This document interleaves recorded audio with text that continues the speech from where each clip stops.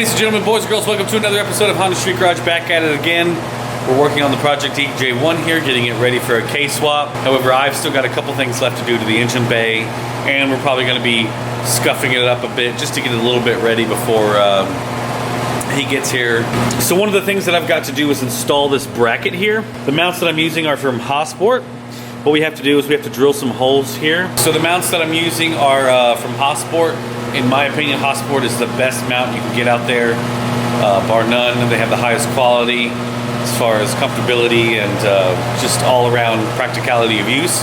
What's really great about this particular mount kit is that it's the EG-K2 mount kit, so it's their second version, which allows you to run the K20 and the K24 to adjust for different height levels because the K24 is 19 millimeters taller. This is an awesome kit, so if I, in the future, go to a K24 bottom end, this will be perfect kit. I don't have to adjust anything. The great thing about Hasport is that they also have a YouTube channel called Vtecacademy. Brian Gillespie runs it over there, and please go check them out and subscribe to them. I've talked about them before. Really great group of dudes. They actually have done a video where they did a $3,000 K24 swap and an EG. Go check them out. Big thanks for Hasport for supporting this build. So come on guys, let's go do this. So in general, the Hasport mounts are pretty straightforward. There's a mount that goes on the back. There's a mount that goes onto the side here. So we have to install this bracket here. You can obviously tell I've already removed the transmission bracket, which you have to do. So I drilled out the spot welds. I've still got some grinding to do and some other things to do, but we're gonna paint the base. So one of the things that I need to do is drill the holes for this. Doing this really isn't too hard. There's actually a little hole here. That's kind of a guide, but the proper way, and I've pretty much got this lined up here. Now the bottom holes are gonna line up with the torque mount holes where the torque mount would normally bolt in. So we've lined that up. Now we're going to go up top, and we're going to need to drill a hole here and here so that we can put two long bolts down in through it. So the first thing we're going to do is we're going to use a punch. Really try to get into the center of this. Punch that out.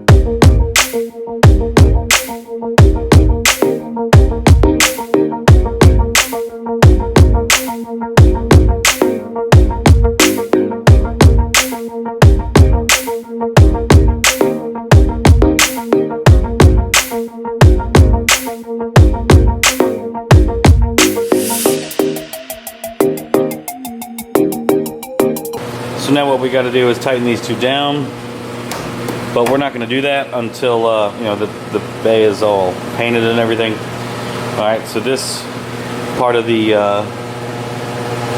install is just about complete. So now that we've got the holes drilled for the mount all taken care of, I'm going to start to Scotch-Brite this entire bay. Definitely going to take me some time. Try to do a little bit of time lapse.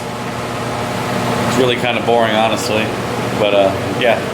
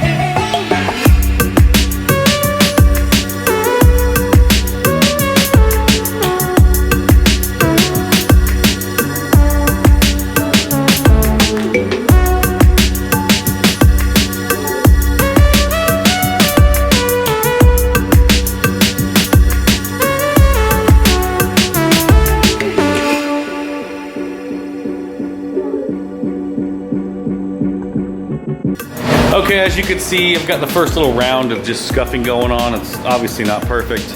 I'm not a paint guy. I'm just trying to get ahead of the game a little bit for when my boy gets here. For all those people out there that think they know the color, they don't.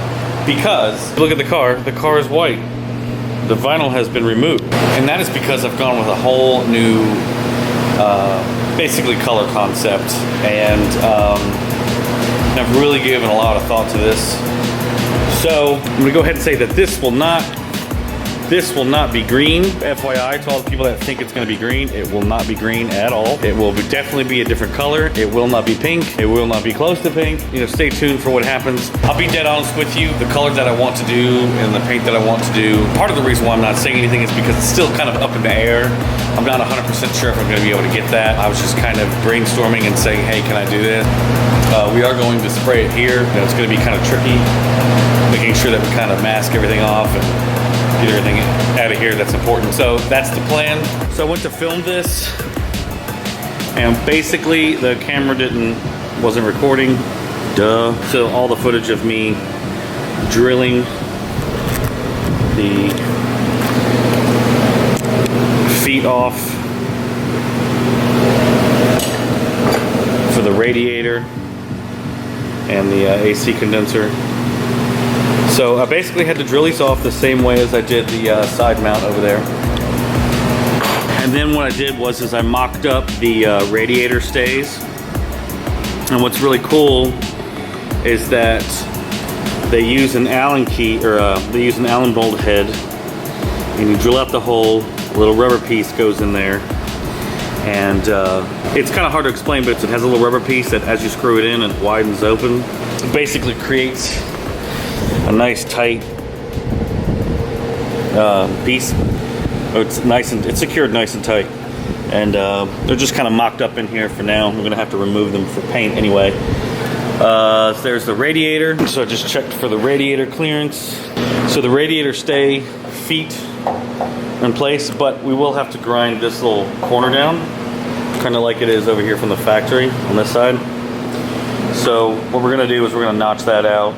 Now I'm not 100% sure on if this radiator top is gonna clear, or we'll have to notch the hood. So we're gonna have to take our time with that. Anyway.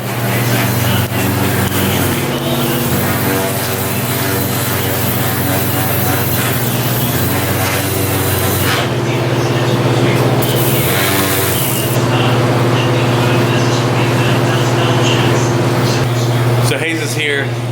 This is our painter, Hayes. He's here prepping the engine bay. He's a gangster. He don't give a fuck.